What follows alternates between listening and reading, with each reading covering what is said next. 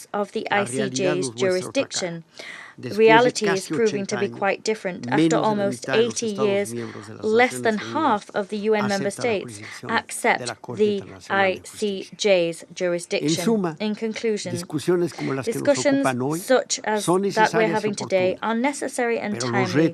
However, the challenges facing multilateralism greatly limit our organization. Preventive diplomacy and mediation, this has already been said, must be genuine options which go hand in hand with the vital reform of the Security Council if we really do wish to move towards a more effective multilateralism. As such, Mexico tables a proposal for a reform of the Security Council which is comprehensive. The goal of this proposal is to lend momentum to negotiations underway within the General Assembly. Thank you. Я благодарю представителя Мексики и хотел бы напомнить всем уважаемым ораторам о просьбе ограничивать продолжительность своих выступлений 4 минутами с тем, чтобы Совет мог оперативно завершить свою работу вовремя. Я предоставляю слово представителю Исламской Республики Иран. In the name of God, the compassionate, the merciful. Mr. President, we acknowledge Rashida Presidency for convening this important and timely open debate, and we thank Minister Lavrov and the Secretary General for their insightful views and briefing for reaffirming the significance of multilateralism. Mr. President, multilateralism has been recognized as a well-established approach to addressing global challenges, and effective multilateralism operating within the framework of the UN Charter is essential for ensuring international peace and security. Achieving this requires a strong commitment to upholding international law, promoting transparency and accountability, and adhering to the principles outlined in the UN Charter. The UN Charter establishes a comprehensive framework of principles and norms that member states must adhere to in their relations with one another. These principles include peaceful dispute resolution, respect for sovereignty and territorial integrity, non-interference in internal affairs, the prohibition of the use of force, and the promotion of human rights and fundamental freedoms. By abiding by these principles, member states can promote a stable and secure international legal order that benefit all nations and peoples. In the meantime, multilateralism must ensure the active participation of all nations, regardless of their size, wealth, or political orientation. The exclusion of any country undermines the principle of inclusiveness and may result in biased outcomes. All countries, especially those directly affected by decisions made through multilateral mechanism, should have an equal opportunity to participate, contribute, and to be heard in the decision-making processes. Mr. President, Excellencies, the integrity and effectiveness of multilateralism are undermined by the abuse of UN systems and selective application of international law, as well as the use of unilateralism, which poses a serious threat to international cooperation, peace, and security. Unilateral coercive measures, including their extraterritorial application, represent a concerning example of harmful unilateral acts that run counter to the fundamental principles of international law, the UN Charter, and basic human rights.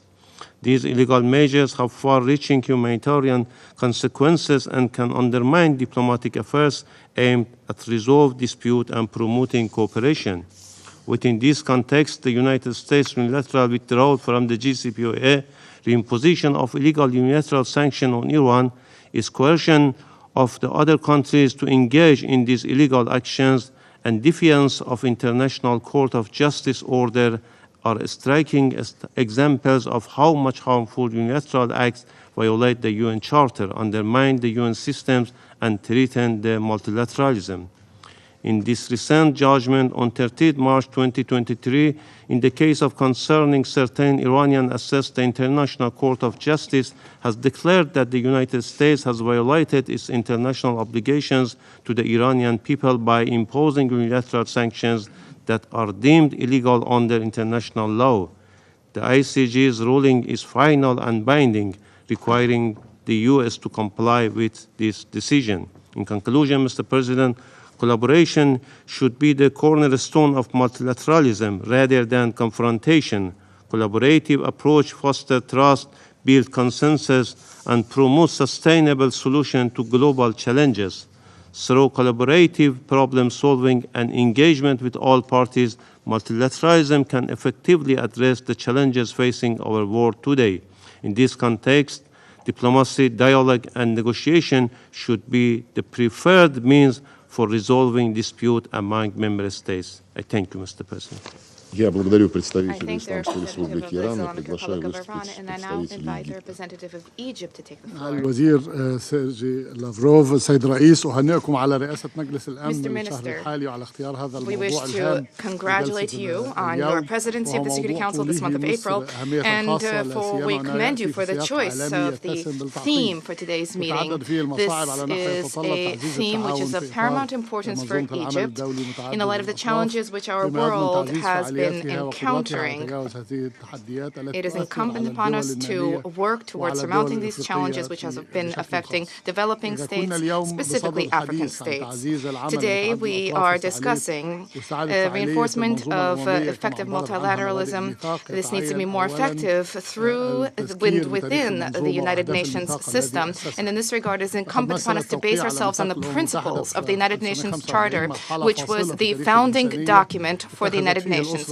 Let us recall a few historic elements. First and foremost, the signing of the Charter in 1945. This was a turning point in the history of humanity. The international community took an informed decision to base international relations on cooperation, on consensus, on justice, on peace, on peaceful coexistence, on collective security, on equality in terms of sovereignty and on non-interference. Egypt is among the founding nations of the organization.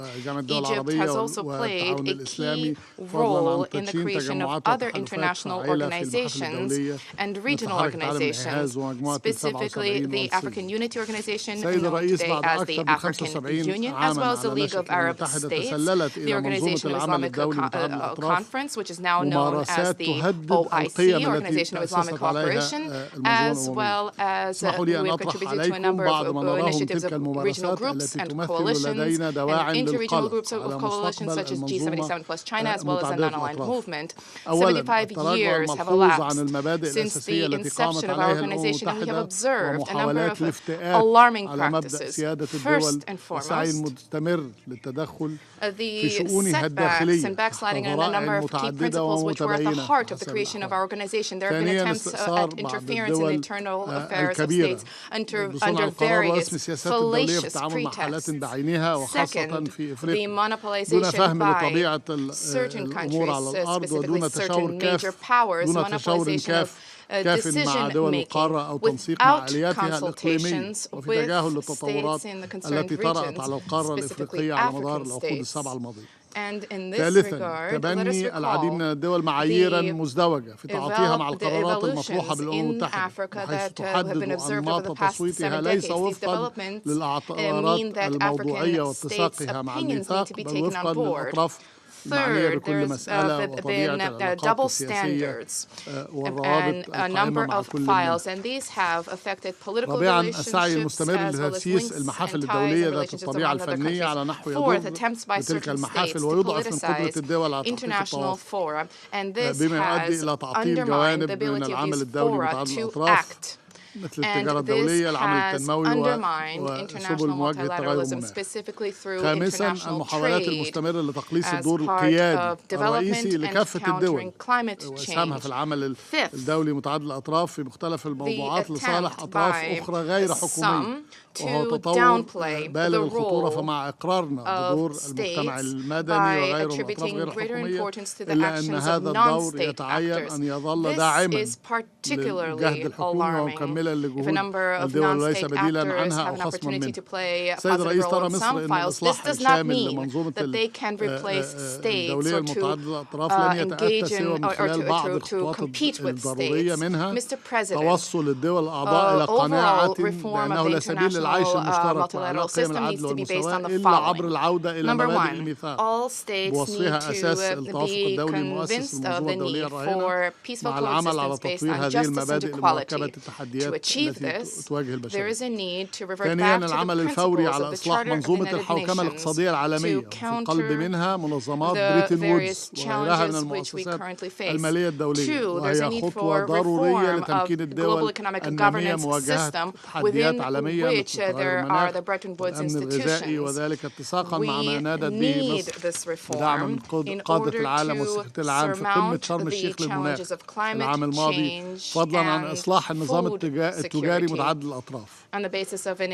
ثالثا إعادة النظر في منظومة الأمن الجماعي المحلية المتمثلة في مجلس الأمن الذي لم يعد معبرا عن الواقع الدولي الراهن بعد عقود من تعقد الممارسة الدولية، وتدعو مصر بمفاوضات حكومية لإصلاح مجلس الأمن، وتدعو كافة الدول لتبني رؤية شاملة التي قدمتها إفريقيا إيزولويني وإعلان سرت بما يصوب الظلم التاريخي الواقع على الدول الأفريقية وجعل مجلس الأمن أكثر عدالة وتمثيلا للعالم النامي. يتعين أيضا العمل طبعا مع الآليات الإقليمية والمنظمات الإقليمية.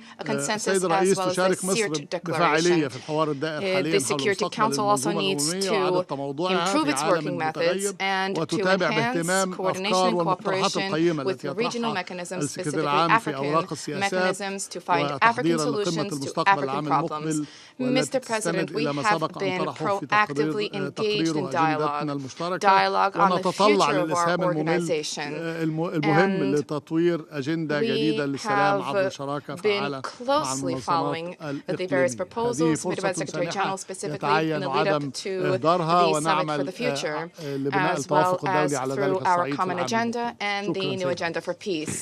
We believe that today's meeting should grant us an opportunity to seize these various opportunities to move forward. Thank you, Mr. President. I thank the representative of Egypt, and I now give the floor to the representative of Pakistan. Thank you, Mr. President.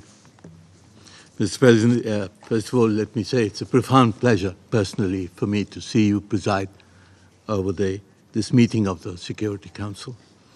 The Pakistan delegation also thanks you and the Russian presidency for organizing this important debate on international security and effective multilateralism. We also thank the Secretary General for his important briefing. Mr. President, today, international peace and security confront multiple threats arising from violations of the principles of the UN Charter, great power rivalries, a renewed global arms race, proliferating conflicts and disputes, spreading terrorism, hate and Islamophobia, organized crime, rising poverty, and growing climate impacts. We believe that these multidimensional and global challenges can be overcome only through multilateral cooperation. We reject a unipolar, bipolar, or even a so-called multipolar world if it is dominated by a few large and powerful states. Such an order would be contrary to the principle of sovereign equality of states. We seek effective multilateralism, a multilateral order constructed on the basis of the principles and purposes of the UN Charter, one in which each member state has an equal voice and an equal stake. At the same time, we must express our concern at some new concepts advanced in some of our discussions within the United Nations, such as multi-stakeholder and networked multilateralism. These concepts, too, are contrary to the UN Charter, which envisages an international system composed of equal and sovereign member states. Mr. President, effective multilateralism can address the current and emerging threats to international peace and security. A critical part of this endeavor must be to promote universal and consistent respect for the fundamental principles of the UN Charter by all states, irrespective of their size, power, and influence. To this end, the UN Secretary General should prepare an annual review of situations on the Security Council's agenda where the Charter's principles and its resolutions and the resolutions of the Security Council are being violated or remain unimplemented. The Security Council must take bold decisions to secure the compliance by states with the Charter's principles and its own resolutions and decisions. The Council has various means available to it under the Charter to secure such compliance. The Secretary General has rightly mentioned decolonization as a major achievement of the United Nations. Yet, a prime illustration of the derogation from the Charter and the Security Council's resolutions is the situation in Indian-occupied Jammu and Kashmir, where the exercise of the right of self-determination by the Kashmiri people, prescribed by the Security Council, has been subverted and suppressed by India through 7 decades of force and fraud. Another is the situation in occupied Palestine. Protestations of commitments to the UN Charter ring hollow when no action is taken to redress these blatant violations of the UN Charter and resolutions of the Security Council on 2 issues which have remained on the agenda of the Security Council for the last 75 years. Secondly, Mr. President, if the world is to avoid global catastrophe, it is now essential to redress the rising tensions between the major military powers. We hope that a sincere effort will be made to end the war in Ukraine on the basis of the Charter and international agreements. We hope that tensions will not be further provoked in Asia. We are concerned at the expansion of military alliances and the escalation of military expenditures and capabilities. These developments also threaten peace and stability in South Asia and the Indian Ocean. Mr. President, the summit of the future next year should reaffirm the solemn commitment, especially by the militarily significant states, to refrain from the use or threat of use of force, respect the UN Charter's principles, implement Security Council resolutions, restrain military expenditures and provocative deployments, and eschew military blocs and alliances. Mr. President, rising global tensions have undermined the entire edifice of arms control and disarmament. An uncontrolled arms race, which now encompasses several new weapons and new domains of competition, will sooner or later lead to a disastrous conflict involving states armed to the teeth with conventional and nuclear weapons. The United Nations can and should take the lead in reviving the process of arms control and disarmament based on the consensus achieved at the 1978 First Special Session on Disarmament, whose central principles were equal security for all states, ensuring national security at the lowest possible level of armaments, and the preservation of military balance and mutual restraint at the global and regional level. We must also outlaw dangerous military doctrines, especially the presumption that conventional wars can be fought between nuclear-armed states without fear of nuclear escalation. Mr. President, the UN Security Council, the General Assembly, and the Secretary General can do much more to promote the peaceful settlement of disputes through the multiple modalities available under the Chapters 6, 7, and 8 of the Charter. The agenda for peace mentions